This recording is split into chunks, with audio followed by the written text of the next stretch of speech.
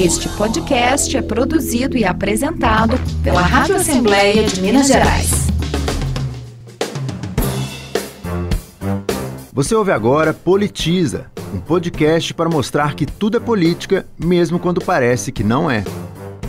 Nós queremos uma nova opção, e uma opção especialmente que não sacrifique os servidores, as empresas, mas também que resolva o problema final dessa dívida.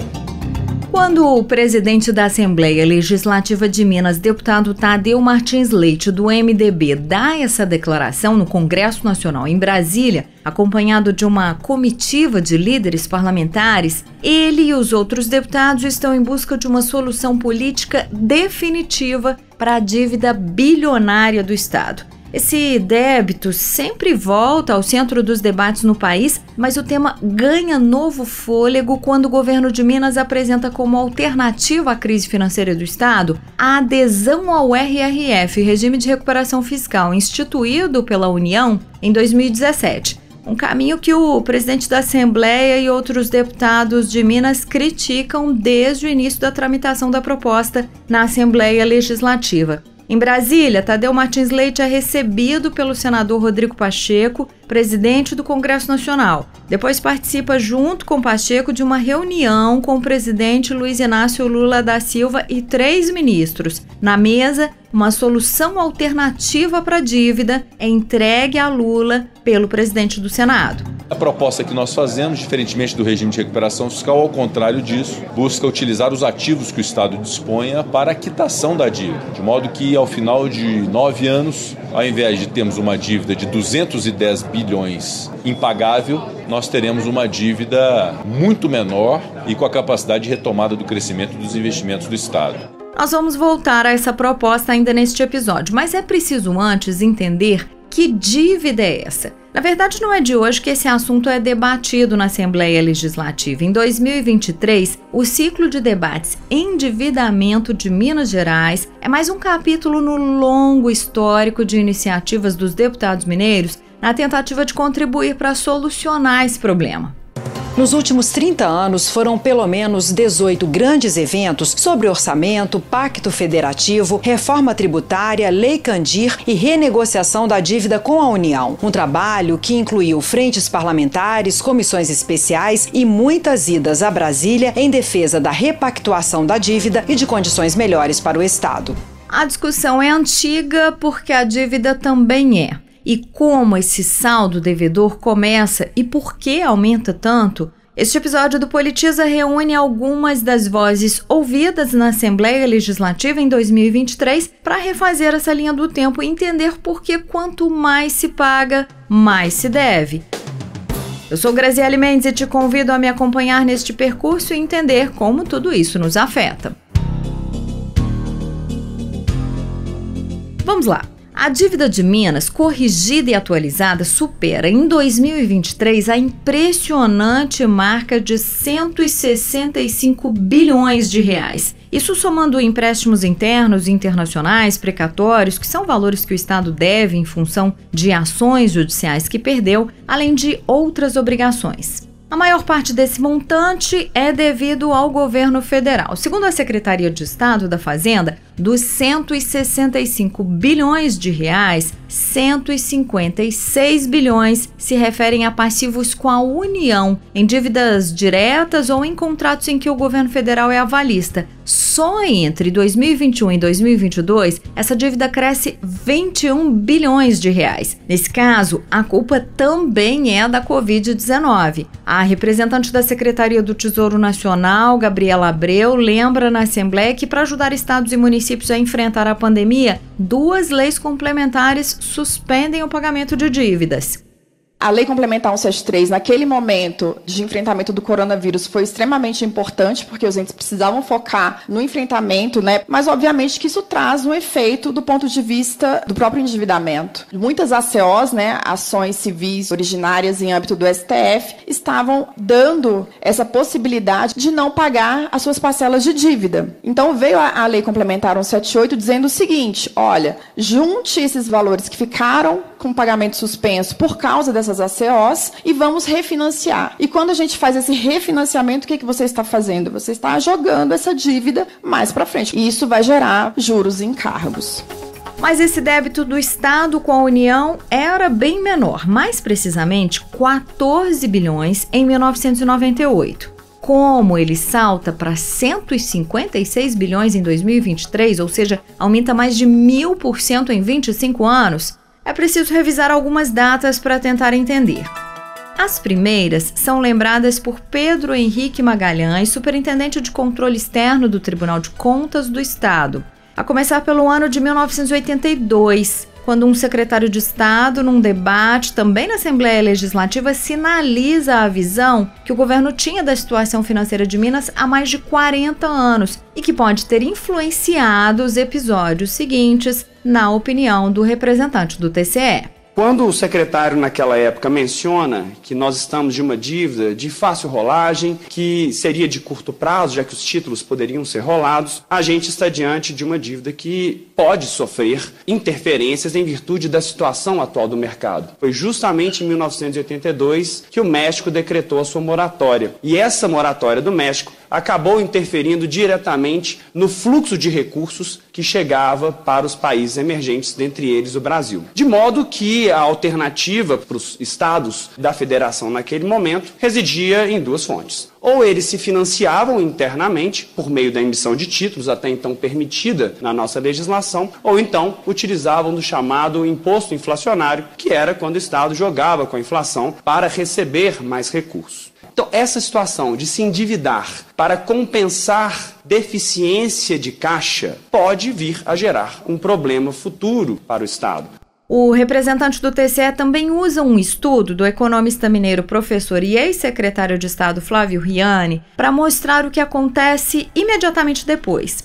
Aqui um parênteses, quando ele cita ORTMs, ele está falando sobre as obrigações reajustáveis do Tesouro de Minas, títulos da época com correção semestral. Em 1991, diante dessa necessidade dos entes federados buscarem financiamento para arcarem com as suas obrigações e considerando o fato que as obrigações do Estado naquele momento eram de curto prazo, o Estado passou a fazer a conversão dessas ORTMs, do Tesouro de Minas. E essa conversão feita em 1991 gerou um crescimento de 48% do estoque da dívida de Minas Gerais, que a princípio estava controlada. E o interessante também é que em 94, com o Plano Real, com o controle da inflação, secou então a fonte que os estados tinham de girar essa dívida com base no imposto inflacionário. Ou seja, os estados foram então fortemente impactados com essas duas medidas, uma de ordem externa, outra de ordem interna. Entre idas e vindas, juros e correções, um episódio importante acontece em 1997. Esse ano é considerado por especialistas como o ovo da serpente enroscada no pescoço de todos os governadores daí para frente. O então anunciado como o maior programa de refinanciamento já feito no Brasil. O cenário da época era o seguinte: altas taxas de juros praticadas durante a implantação do Plano Real, os estados em quadro de insolvência, que é quando as dívidas são maiores do que as receitas e não há capacidade de pagamento, e esses estados recorrendo a bancos nacionais e estrangeiros. O FMI, Fundo Monetário Internacional, cobrava o saneamento das contas do Brasil.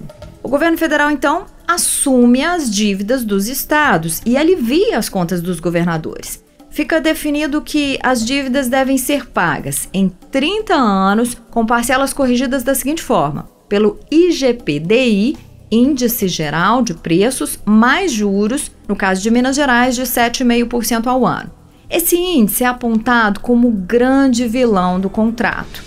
É a opinião de quem acompanha essa história, como João Batista Soares, secretário-geral do Sinfasfisco, o Sindicato dos Servidores da Tributação, Fiscalização e Arrecadação do Estado. O IGPDI, gente, ele tem um peso muito grande em relação ao dólar. O dólar, na época, estava praticamente com a paridade em relação ao real. Então, faltou malícia para dizer o seguinte: não, esse dólar não vai segurar muito tempo nesse valor. Então, foi o que aconteceu. O dólar disparou e o IGPDI também atingiu patamares astronômicos. Agora, imagina você, consumidor, que faz uso de um cartão de crédito. Por algum motivo, você não consegue pagar a fatura integral em um determinado mês. Aí, na conta seguinte, você paga de novo a parcela parcial e assim vai. Chega um momento que a dívida fica incontrolável. O valor do principal já está pago, mas você continua devendo mais do que o dobro do inicial por causa de juros, correções e taxas. É mais ou menos assim com a dívida de Minas. O que em 1997 foi um alento para os governadores, com o passar dos anos se tornou um pesadelo. O custo de financiamento da dívida fica muito mais alto do que as taxas praticadas no mercado e se torna impagável. Vamos agora a 1999.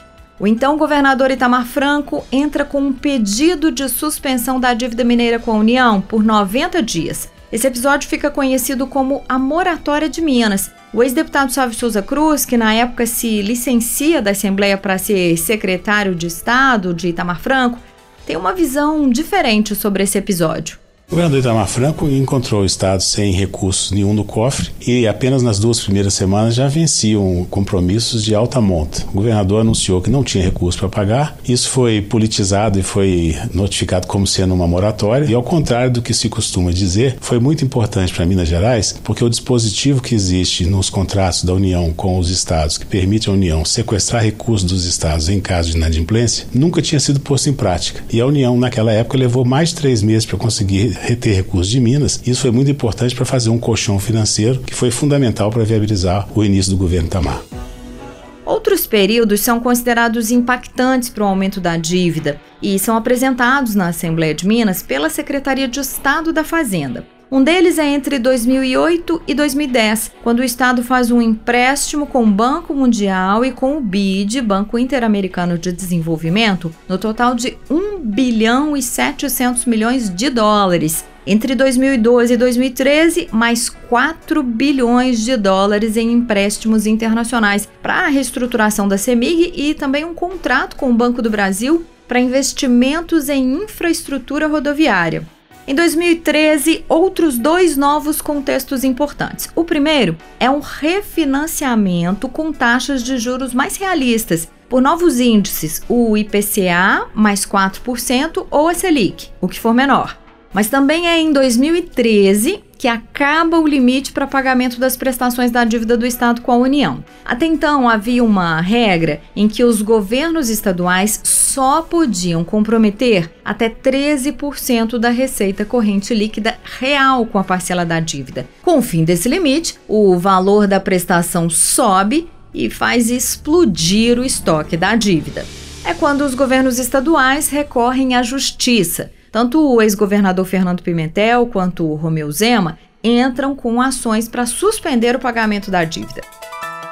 É nesse contexto que chegamos a 2017, quando é instituído pelo governo federal o regime de recuperação fiscal, com a oferta de adiar o pagamento das dívidas dos estados.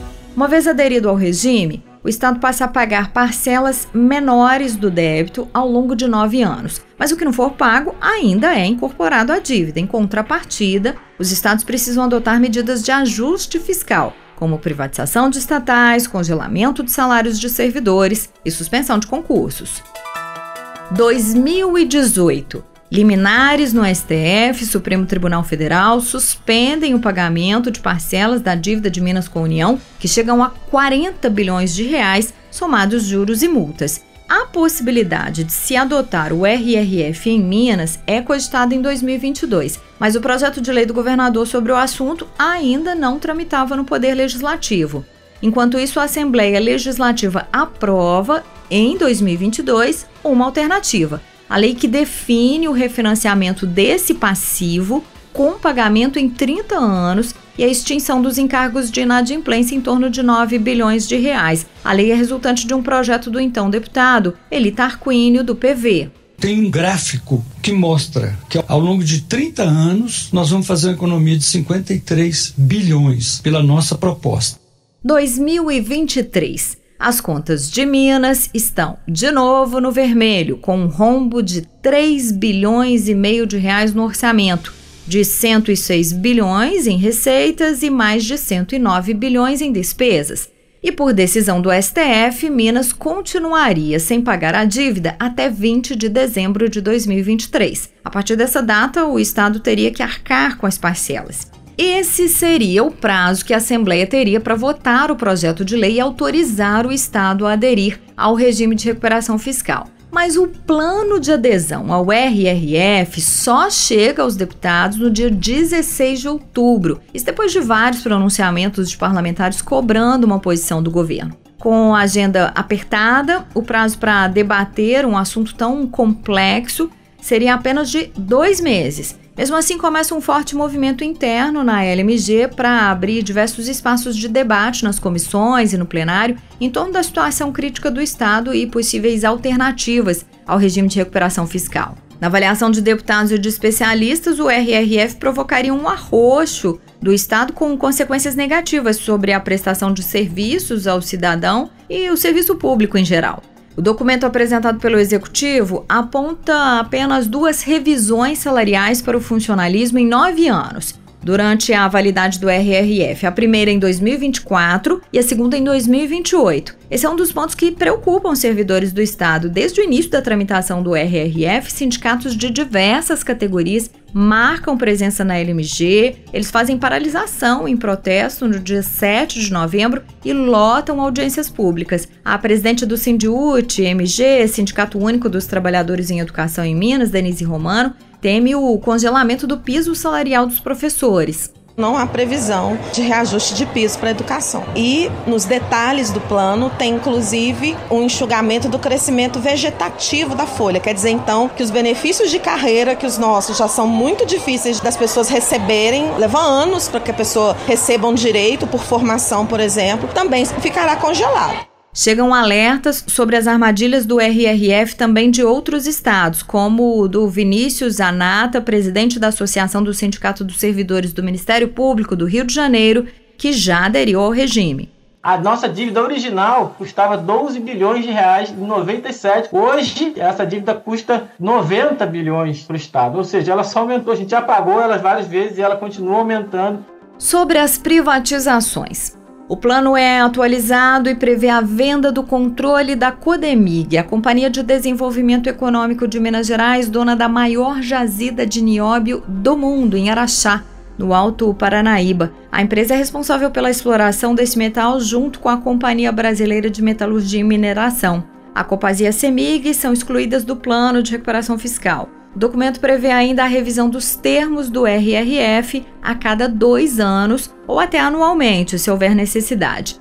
O principal argumento do governo é que, sem a adesão ao RRF, o Estado precisa pagar à União, em 2024, quase 19 bilhões de reais. Com o regime, a parcela cairia para pouco mais de 4 bilhões. O governo mineiro projeta o aumento da receita anual em 25 bilhões de reais até 2032. Na Assembleia, a secretária estadual de Planejamento e Gestão, Luísa Barreto, argumenta que pagar menos 14 bilhões de reais em um ano faz diferença.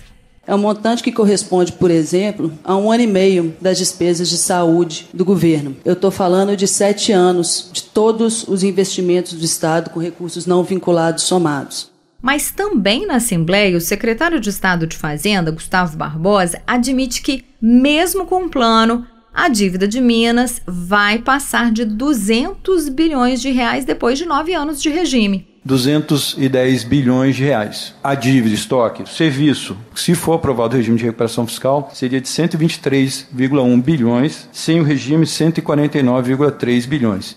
Entre os deputados, não há dúvidas de que o maior problema financeiro de Minas é a dívida com a União. Mas a alternativa prevista no RRF não convence e os questionamentos surgem tanto de parlamentares da oposição quanto de apoio ao governo.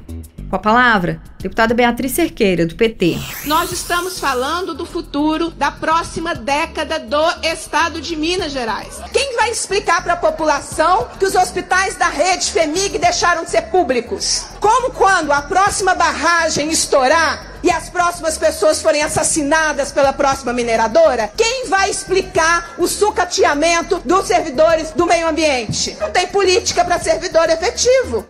Deputado Sargento Rodrigues, do PL. Tem muito mais armadilhas que nós possamos imaginar. É o seguinte: se eu posso rever as vedações de 2 em 2 anos, eu posso mexer na estrutura de carreira. E estrutura de carreira implica o quê? Reforma administrativa. É aí que mora o perigo e as armadilhas, que muitas vezes eles vêm aqui, explicam uma parte, mas não explica a outra. Deputada Lohana, do PV. 9 anos sem concurso público, eu tô ligando pra cada prefeito, falar com cada um deles. O serviço público não terá qualquer ampliação nos próximos 9 anos. Sabe aquela cidade que o prefeito fica reclamando, o vereador, que precisa de mais polícia? Não vai ter, não tem concurso. Deputado Tito Torres, do PSD. Nós não estamos aqui resolvendo definitivamente o problema da dívida do Estado, né? Nós estaremos postergando esse enfrentamento. Só que não é um problema só de Minas, são de outros estados. Tem visto declarações de outros governadores, de outros senadores de outros estados preocupados com essa situação, e eu não tenho dúvida e fé que nós conseguiremos uma solução melhor do que o plano de recuperação fiscal. Deputada Bela Gonçalves, do PSOL. O plano do governo de recuperação fiscal não resolve o problema da dívida, porque após os 9 anos de adesão, a dívida estará em 210 bilhões, sendo que 159 bilhões são juros que a gente está pagando simplesmente por se esquivar de resolver efetivamente o problema.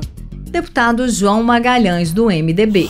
Eu estava na torcida porque acontecesse o que está acontecendo agora, que é o governo do Estado, o presidente da Assembleia, com o presidente do Congresso Nacional, buscando, junto ao governo do presidente Lula, harmonizar aí um pensamento único, que nossa preocupação maior não é com o PT, não é com o Novo, não é com o Zema, não é com o Lula, é com Minas Gerais. E que alternativas são essas? Bom, uma delas é a federalização de empresas estaduais. A medida está prevista em 2 projetos do deputado professor Cleiton, do PV. Ele sugere a transferência das ações e do controle da CEMIG e da CODEMIG para o governo federal. Pela proposta, os valores das empresas são abatidos na dívida de Minas com a União. Os projetos prevêem que, depois de quitada a dívida, o governo de Minas possa recomprar as ações da União e voltar a ser o dono das 2 empresas. Para se ter uma ideia, na Bolsa de Valores, o preço de mercado das ações da CEMIG gira em torno de 30 bilhões de reais. O governo do estado leva a ideia a uma consulta formal ao Ministério da Fazenda sobre a viabilidade da venda de controle da CODEMIG, que pelas contas do executivo pode render pouco mais de 20 bilhões de reais a serem abatidos na dívida. Mas isso também não é consenso. O próprio autor do projeto, o deputado professor Cleiton, contesta esse valor. Isso é um crime. 5 meses atrás sai uma notícia no Valor Econômico que o valor de venda da CODEMIG inicial para o mercado seria de 60 bi. Mas a pergunta que eu faço para os senhores e para as senhoras, vocês estão afim de debater isso ou a CODEMIG ela já tem quem vai comprar? Mesmo sem consenso sobre o valor das empresas, por exemplo, essa é a base da proposta que o presidente Lula recebe em reunião com a presença do presidente da Assembleia de Minas, Tadeu Martins Leite. A nova alternativa tem 3 pontos principais. O primeiro, a União assume a CEMIG, a Copasa e a CODEMIG e abate o valor das 3 na dívida. E Minas teria o direito de recomprar as empresas em 20 anos. O segundo, Minas transfere ao governo federal o direito a receber o dinheiro que resultar do acordo de reparação do Estado pelo rompimento da barragem de Mariana em 2015. Mas a União se comprometeria a aplicar essa verba em Minas.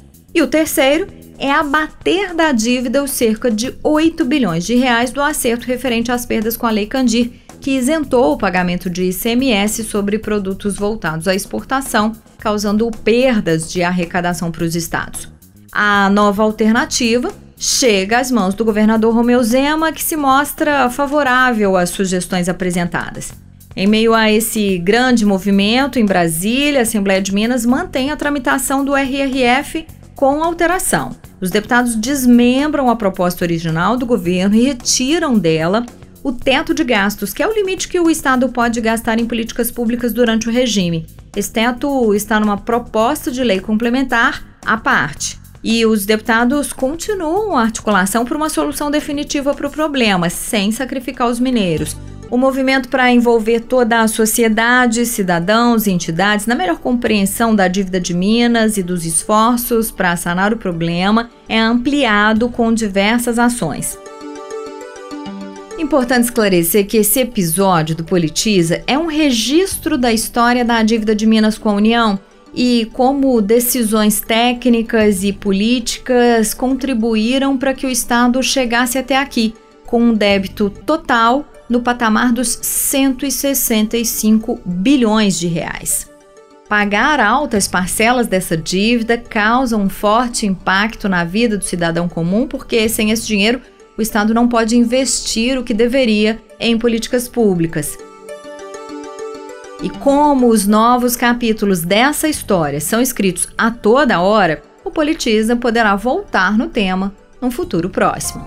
Quem quiser acompanhar toda essa mobilização, pode acessar o portal almg.gov.br. Nesta edição do Politiza, eu, Graziele Mendes, fiz pesquisa, roteiro e apresentação, além de produção, com colaboração de Isabela de Carvalho, revisão de Luiz Felipe Balona, trabalhos técnicos de Luciano Moraes, edição e coordenação geral de Rosângela Rabelo, identidade visual de Clarice Maia. Todos os episódios do Politiza estão na página da Rádio Assembleia, lmg.gov.br/rádio. Você também encontra o nosso podcast no seu tocador preferido. O Politiza está no Spotify, Deezer, Google, Apple, Amazon Podcasts, Anchor, Radio Public e outras plataformas digitais. Este podcast é produzido e apresentado pela Rádio Assembleia de Minas Gerais.